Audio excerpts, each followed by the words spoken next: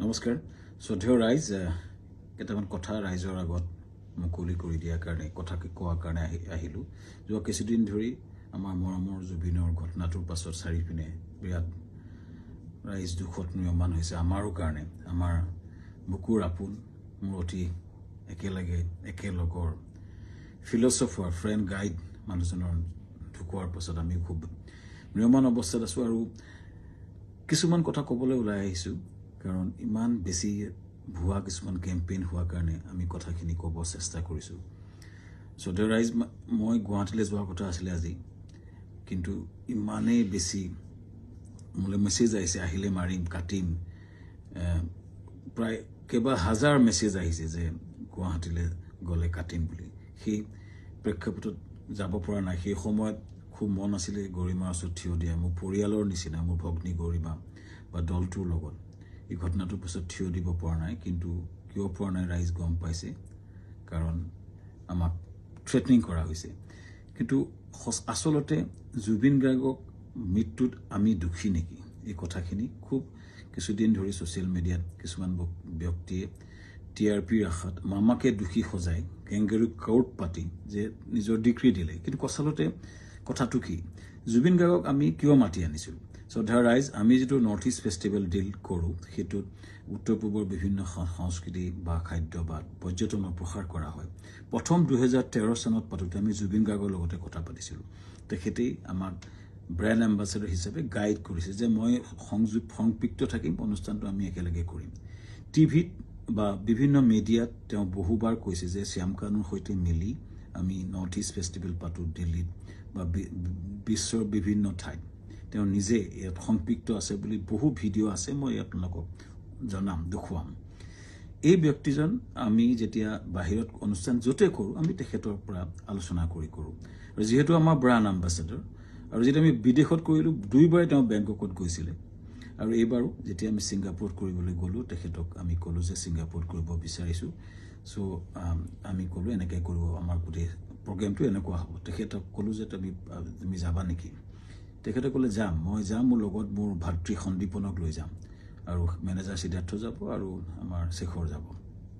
চ' এনেকৈ ক'লে কোৱাৰ পাছত আমি পিছত আৰু এগৰাকী সংগীত শিল্পীও আহিলে চ' কোৱাৰ পিছত আমি আয়োজন কৰাৰ প্ৰক্ৰিয়া আৰম্ভ কৰিলোঁ আৰু প্ৰথম কথা শ্ৰদ্ধেয় ৰাইজ জুবিন গাৰ্গক মতাটো পাপ নহয় উত্তৰ পূবৰ আটাইতকৈ ডাঙৰ অনুষ্ঠান নৰ্থ ইষ্ট ইণ্ডিয়া ফেষ্টিভেলত উত্তৰ পূবৰ আটাইতকৈ ডাঙৰ যিজন সংগীত শিল্পী তেখেতক নিমন্ত্ৰণ কৰাটো যিহেতু আমাৰ ব্ৰেণ্ড এম্বাছেডৰো হয় আমাৰ লগত সংপৃক্ত হয় আৰু তেখেতক মতাটো পাপ কৰা নাছিলোঁ এইটো আমাৰ দায়িত্ব আছিলে তেখেতক নিমন্ত্ৰণ কৰাটো তেখেত কিয় 17 তাৰিখে আহিলে এইটো প্ৰশ্ন হৈছে তাৰ আগতে সুস্থ দেহাৰে আহিছে বুলি বহুতে লিখিছে কিন্তু তাৰ দুদিনমান আগতে তেখেতে আমাৰ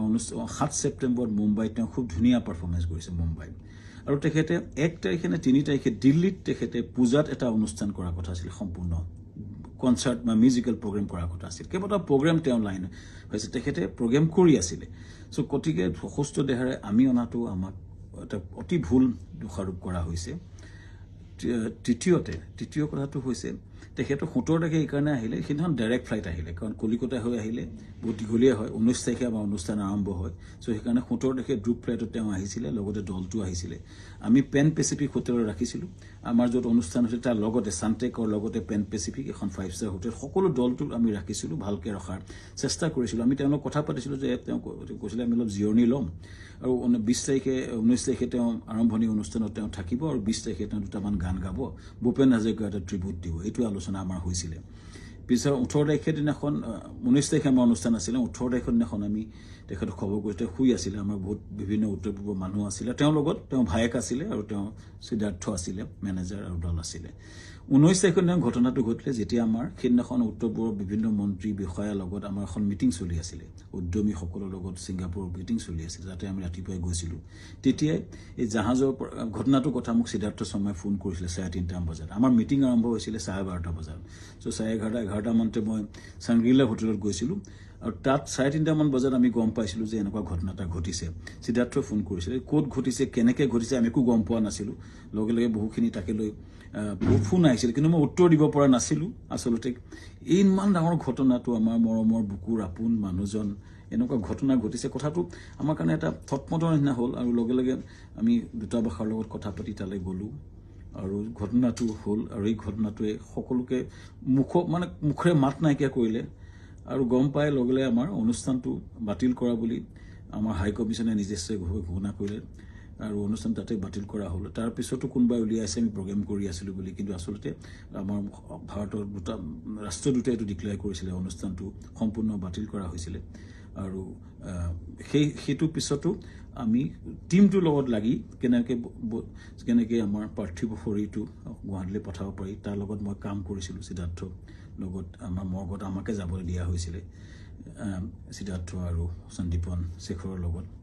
আৰু তাৰপিছতেই কেম্পেইনটা আৰম্ভ হ'ল আমাৰ বিপক্ষে সেইদিনা মই কৈ আছিলোঁ যে মৰ্গলৈ যাওঁ বুলি কোনোবাই সেইটো মদ খাবলৈ যাওঁ বুলি এটা কেম্পেইন কৰিলে কোনোবাই ক'লে যে শ্যামকানু মহন্তক ধৰি হত্যা কৰিব লাগে এনেকুৱা ধৰণৰ কেম্পেইন আৰম্ভ হ'ল আৰু এটা ভয়ানক আমাৰ বিপক্ষে এটা কেম্পেইন শ্ৰদ্ধা ৰাইজ এটাই মই ক'ব খুজিছোঁ যে আমি গোটেই প্ৰক্ৰিয়াটোত কোনো পধ্যে জড়িত নাছিলোঁ য'ত ঘটনা ঘটিছিলে তাত 12-13জন মান অসমীয়া সমাজৰ লোক আছিলে আৰু বিভিন্ন দলটো আছিলে যেতিয়া ঘটনাটো ঘটিছিল তাৰ বহু দূৰত আমি আছিলোঁ আমাৰ দলটো বহু দূৰত আছিলে চ' আমাক দোষাৰোপ কৰি এই প্ৰক্ৰিয়াটো কিয় কৰা হৈছে কেইজনমান ব্যক্তিয়ে ইচ্ছা কৰি এটা ডাঙৰ কেম্পেইন কৰি পেলাই আমাক বদনাম কৰাৰ বা হত্যা কৰাৰ প্ৰক্ৰিয়া যিটো কৰিছে শ্ৰদ্ধেয় ৰাইজ তাৰ এটা ন্যায় বিচাৰিছোঁ এতিয়া SIT হৈছে আমি খুব আদৰণি জনাম যি প্ৰশ্ন হয় উত্তৰ দিব বিচাৰিছোঁ কাৰণ আমাৰ ফালৰ পৰা আমি ক'বলগীয়া কথাখিনি আমি ক'ম আমি আদৰণি জনাইছোঁ সঠিক তদন্ত হওক কিন্তু এই যিটো ঘটনা ঘটিছিলে জাহাজখনত বহু দূৰত আমি আছিলোঁ আৰু আমাক সেই ঘটনাটোৰ সময়ত এই যিকেইজন ব্যক্তি আছে তেওঁলোকে তাৰ কথা ক'ব পাৰিব কিন্তু আমাক সেই ঘটনাটোৰ সময়ত আমাক সম্পৰ্কে কোৱা আমাৰ একচুৱেলি আমি নাজানিছিলোঁ কিন্তু এটা কথা হয় এই যিটো ঘটনা হ'ল এই ঘটনাটো আমাক সম্পূৰ্ণৰূপে বিধ্বস্ত কৰিছে আমাৰ জুবিন গাৰ্গ আমাৰ কাৰণে আছিলে সাহস জুবিন গাৰ্গ আমাৰ আছিলে ব্ৰেণ্ড এম্বাছাডৰ জুবিন গাৰ্গ আমাৰ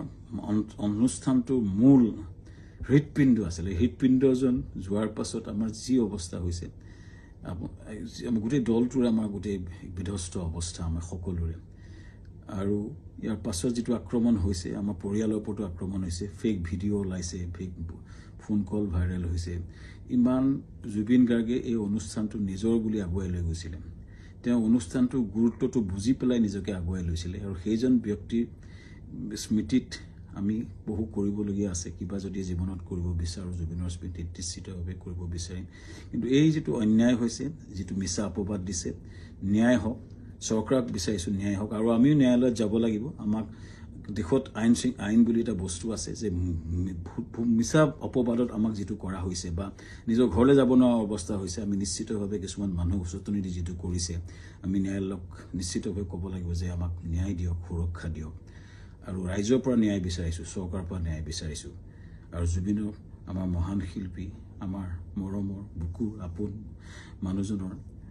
আত্মাই চিৰশান্তি পাওক ৰাইজৰ পৰা আশীৰ্বাদ বিচাৰিছোঁ ন্যায় বিচাৰিছোঁ ধন্যবাদ